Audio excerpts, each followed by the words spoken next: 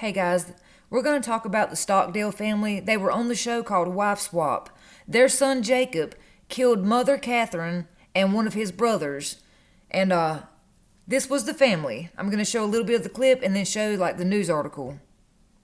That is so scary. Like, that is so creepy to hear him say that and then know what happened in the end. This family sheltered these children and didn't allow them any access to the outside world. They didn't allow them to go on dates. They didn't allow them to go to a friend's house. All they did was work these boys, make them play music. They collected the money off the music, and they basically, and like a lot of people said, it was almost like a cult. But they didn't allow these kids any socialization outside of the home. So when the new mom comes in, I'm just going to tell you a little bit about what happened.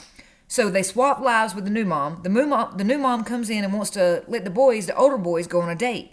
Well, they finally agree to it because they were terrified. They had never been around the opposite sex before. So when they go on this date, they don't know what to do. They are so afraid to even talk to these girls because they've never experienced anything outside of this bubble. But it is creepy to hear him say that about the gunshot and knowing what happened in the end. Important to have control over their character. I mean, nobody deserves to die, but the way they controlled these boys is why Jacob snapped and killed his family. Jacob killed his mother and one of his brothers, and the father wasn't home, and I think the other two... I understand, work so you don't expect a handout. I understand that. I was raised that way, and I do have good work ethics, but at the same time, my parents did not put me in one place and say, you can't go nowhere, you can't do nothing, but you must work and bring in money, but you can't have a life outside this house. They never did that to me. They were like, okay, you want a car? Let's get a job and let's start saving up to get you a car. You want gas in that car? Okay, well, you need to work to put gas in that car because you need to learn what responsibility is. My parents allowed me to have friends. I had family. We went places. I was allowed to have friends of the opposite sex and the same sex. They didn't control my character. I went through a goth phase. I wore black lipstick, had black hair, the whole works. My family didn't say, oh my God, don't do that. They didn't do that. They were like, hey, you having a good day? Okay. They supported me. And families like this is why people snap. You cannot do this to your kids and your family. You're asking for trouble, and that's exactly what happened with this family. Trouble brewed up big time. So, I want to go to... God, let's read from the comments. God only knows what these boys endured behind closed doors. The day we moved, we heard gunshots in our neighborhood, and I knew we made the right decision. That's very sad irony in that comment. I agree. Shielding your children from things like girls and dating can lead them to become porn addicts or nymphos when they're older. It's pretty toxic. Shelter, isolation, devoutly religious. Good God, this is how crazy shit happens. Not allowing them to engage in the outside world. Lord, the control was probably suffocating. Then the chore shit. I agree. And people use video games and hip-hop music as excuses to why younger people are violent. And this is proof right here that human beings are just violent by nature and could be fucking psycho killers without hip-hop and video games. That is true. That's true, because these kids did not have video games or any kind of hip-hop music, and that comment's very right. When he poured the glass of clumpy milk, I nearly vomited.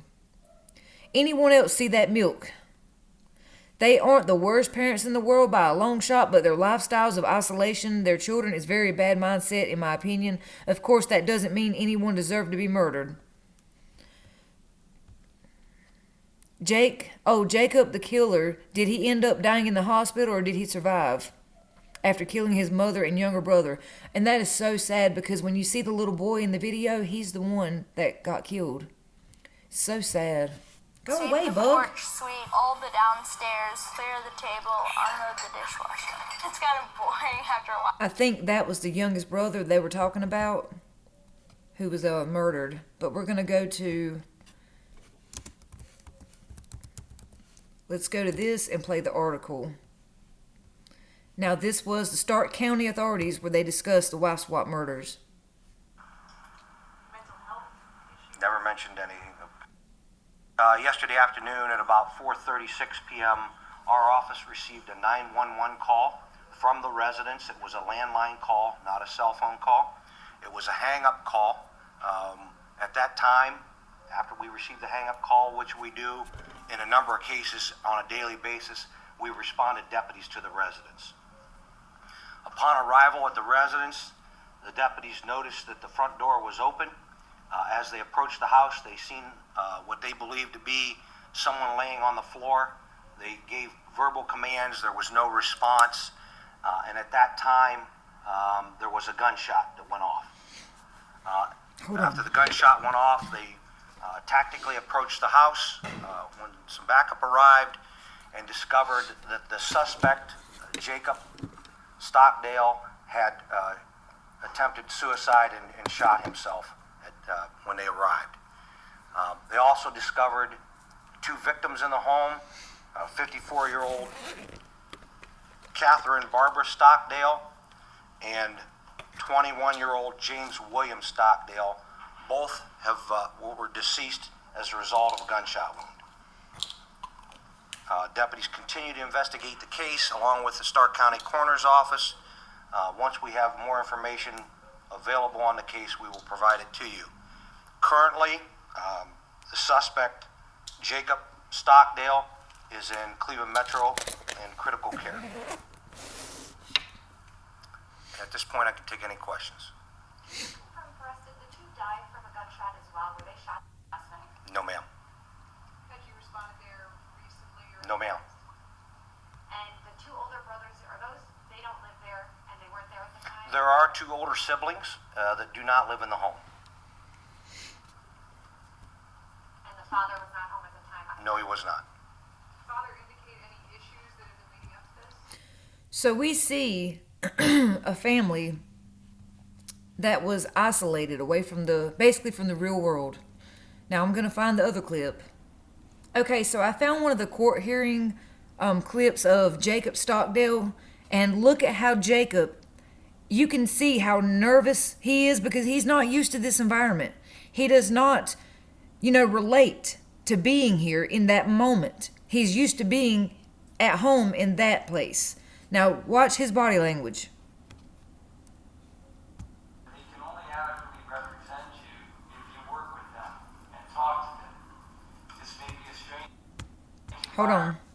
You can hear the judge tell him, let's go back and listen good, okay? Represent you if you work with them and talk to them. This may be a strange environment for everybody here, but the justice system does have to proceed in this case. I am setting the trial date, but I'm also going to have my staff contact Dr. Wood's office to get somebody out there to interview. So, you can see by his body, and they even tell him, this may be a strange environment for everyone, but they want to work with him. They want him to talk to them. They understand that he is, in a bad way. And this is Jacob right here. That's him tapping his leg, very tense. He, like I said, he's not used to this. He's always been raised right there in that home, being controlled. And no, that is not an excuse to kill nobody. I did not say that. I'm saying that he's not used to this environment, around people, away from their home. At Harlem Behavior Healthcare on August 25th, 2020, Mr. Stockdale refused to participate in the evaluation. He was provided with the opportunity to... Now, if you want to watch that whole video, go to Ed Balint, Balint, has the full video here. It's like 4 minutes, 40 seconds long. I'm going to go ahead and move along to the other one. So here's the Inside Edition video. Believe Jacob Stockdale shot and killed his little brother James and their mother as well, then turned the weapon on himself. The Stockdale family appeared in an episode of the TV show WifeSwap back in 2008. In the episode, a mom from another family switched places with Catherine Stockdale. Lori spent 8 days with the Stockdale family. When you first heard about what happened to the Stockdale family, what was your reaction? I actually, when my son called me to tell me what had happened, he didn't know who the shooter was. I knew immediately. You knew in your heart that it was Jacob. Yeah. Cops say they're trying to figure out why Jacob allegedly opened fire on James and their 54-year-old 65-year-old mother at their home outside Akron, Ohio. A lot of unanswered questions for us yet that we're still peeling back the layers. 25-year-old Jacob Stockdale survived what cops are calling a self-inflicted shotgun blast to the head. He's in critical condition in the hospital. That is so sad to see a family ripped apart. But this could have been prevented. When I tell you, okay, I grew up in a town that was very religious. You know, I had friends who were gay, I was bi, and it was not allowed. It was the kind of town that your ass would be disowned if people found out. So from a young age, we were told, keep your mouth shut. You act like you're supposed to act. Now, not by my family. My family was very supportive. But by the town and other parents and other friends, people in the town. You know, they didn't like that.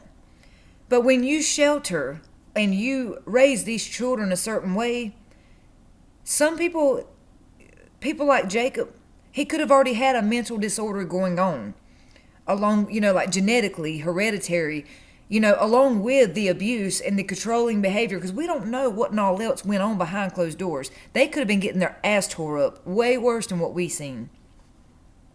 But I'm just here to tell you, and I'm here to share awareness that you can't control your children's every movement. You can't control their every thought. You cannot tell your kid, you're going to be this way every day, all day. You can't do that. You have to let your child flourish, grow, learn, and become who they are. Because they are not you, and you cannot live through them. This is one of the best examples, unfortunately, and it's sad. But this is a good lesson for all parents to learn. Learn from this. Don't get so strict and controlling that your kids can't have a life outside of the home. Teach them how to live outside the home. You know, sure, you can teach them how to work and have good work ethics and teach them how to make money and teach them how to, you know, if they want to play music, but don't force them into it. This family forced these boys into everything. And then once these kids got 18, they didn't know what to do, where to go, how to do it. They had no clue because their parents never showed them. It was always right here. This is all you know is this bubble right here. This bubble, that's all you know. Parents should be teaching their kids how to survive in the real world. But that's all for right now.